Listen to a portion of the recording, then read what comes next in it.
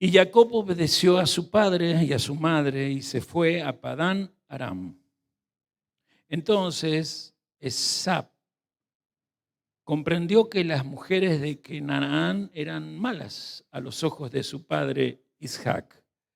De modo que Esab fue hasta lo de Ismael y aparte de las esposas que ya él tenía, se casó con Mahalat, hija de Ismael, hijo de Abraham, y hermana de Nebaiot.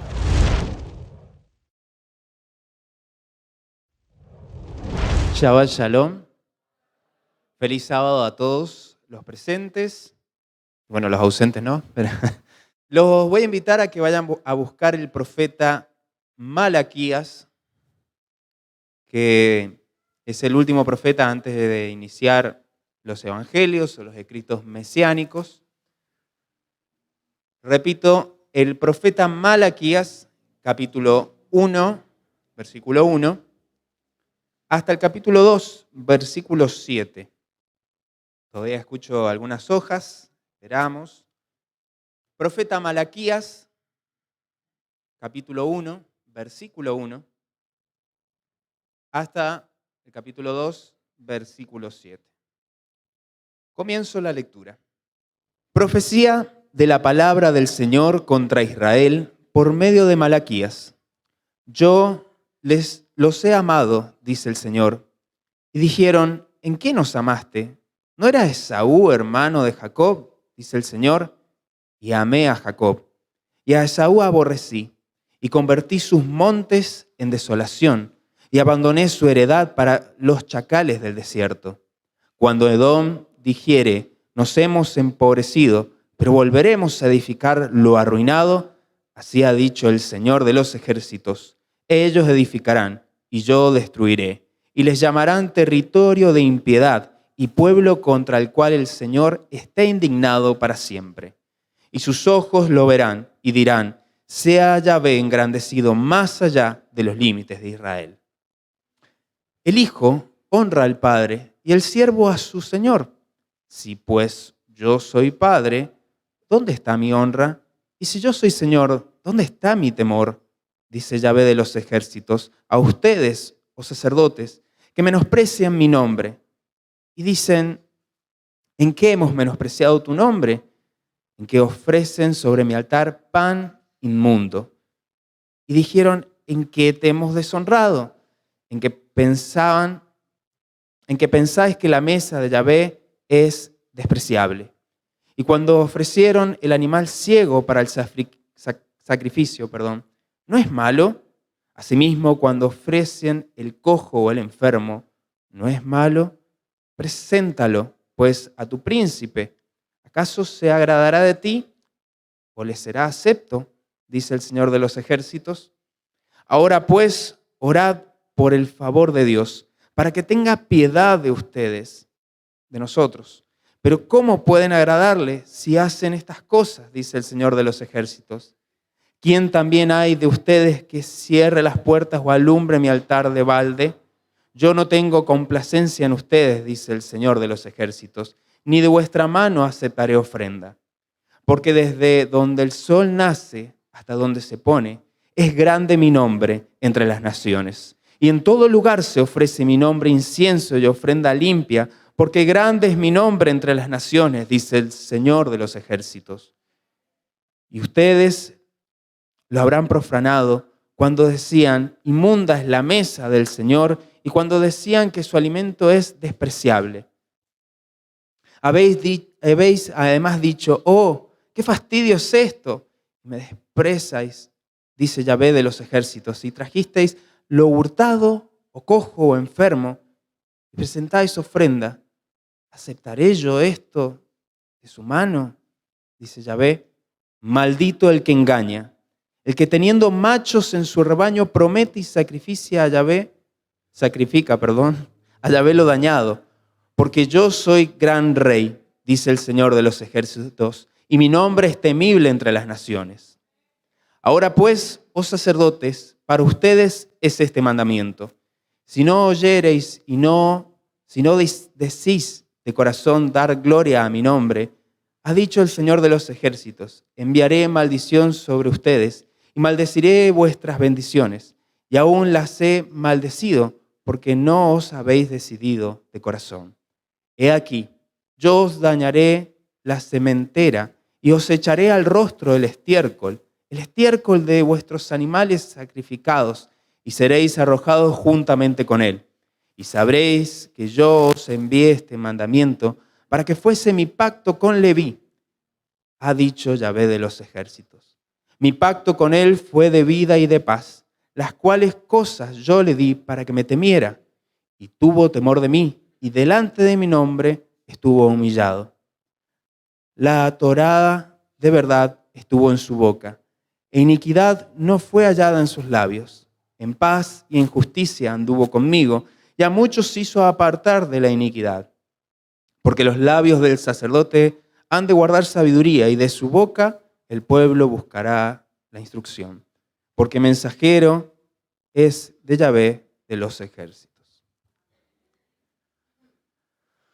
Este es el pasaje de conexión que nos lleva a toda una porción que estuvimos estudiando durante 7 días, que en hebreo es toldot, pero en su traducción es generaciones. Y todo lo que fue esta semana nos ayuda a pensar ciertos principios que sí o sí no podemos dejar de trasladar a lo que la nueva semana nos va a preparar. Antes que eso, tenemos que entrar en el contexto donde el profeta hace esta exhortación al pueblo de Israel. Este profeta es un profeta que aparece unos aproximadamente 100 años después de su regreso de Babilonia a todo Israel, donde este pueblo de Israel, en ese momento, no Israel porque ya estaban separados, sino los que habían podido regresar a la Tierra Santa, habían vuelto a causa de que el Eterno tuvo misericordia, pero luego de esos 100 años volvían a hacer las mismas transgresiones, volvían a ser corruptos y volvían a cometer los mismos errores que los habían hecho justamente dispersarse y llevar exiliados de su tierra. El profeta, cuando hace esta exhortación a este pueblo, lo hace porque no estaba justamente haciendo las cosas como debían. Como lo dije recién, había corrupción, había injusticia, y como lo demanda y lo declara el profeta, el pueblo al Eterno directamente tenía una actitud completamente orgullosa, una actitud completamente tan lejana al Eterno, que llevaban lo que les sobraba, llevaban lo que no les servía, es decir, llevaban animales que estaban enfermos, que estaba cojo, que estaba ciego, o sea, llevaban lo que les sobraba y lo que no servía, lo entregaban como sacrificio. Y mi mensaje de conexión a toda esta semana es: cuidado con tu manera de vivir, con mi manera de vivir, cuando nadie te ve. Porque esta generación presentaba y aparentaba que al Eterno le querían llevar una ofrenda, pero ellos mismos sabían que lo que estaban presentando era algo defectuoso, algo que no servía, no tenía valor. Gracias. Y justamente nos hace pensar, bueno, ¿qué tiene que ver esto con lo que durante 7 días estuvimos leyendo, estudiando, trabajando? Y lo único que yo pude poder pensar es que toda esta semana nos llevó a elaborar 2 conciencias. Por un lado, una conciencia de un hermano que se llamaba Jacob y que tenía un hermano gemelo que se llamaba Esaú o Esab. Esta semana tuvimos tiempo para trabajar que existen en nosotros siempre 2 conciencias, que somos bipolares, que tenemos 2 personalidades. No, a veces tendemos a pensar de manera distinta y tendemos a pensar a Dios de tal forma que tenemos esta actitud. Damos a Dios lo que nos sobra y a los príncipes y a los reyes, al mundo, al sistema, le damos lo mejor.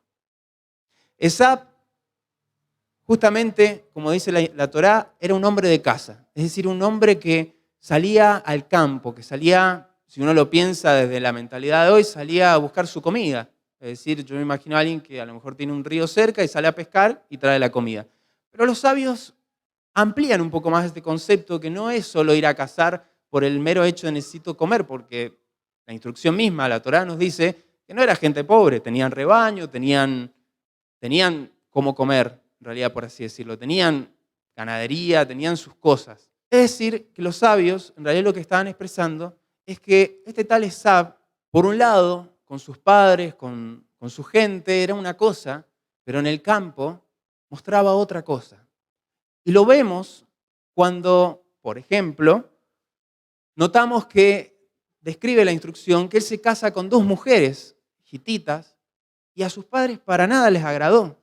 Es decir, había una conciencia en este varón que delante de los padres, o al menos de su padre, mostraba una cosa, pero a escondidas hacía otra.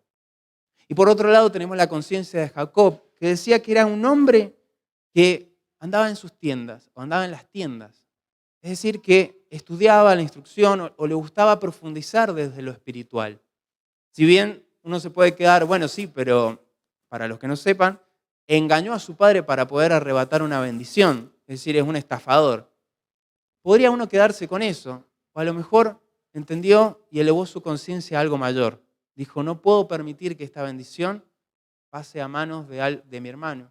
Por más que lo quiera, por más que lo ame, esto lo digo yo, en un contexto, no puedo permitir que esta bendición, esta herencia que vino desde Abraham, pase a mi hermano. Y junto con su madre, que como lo vimos esta semana, tuvo esta estrategia para que esa bendición pasara a su descendencia. Y como dice el profeta, el Eterno amó a Jacob. ¿Y en qué nos conecta todo esto? ¿Y a qué nos lleva?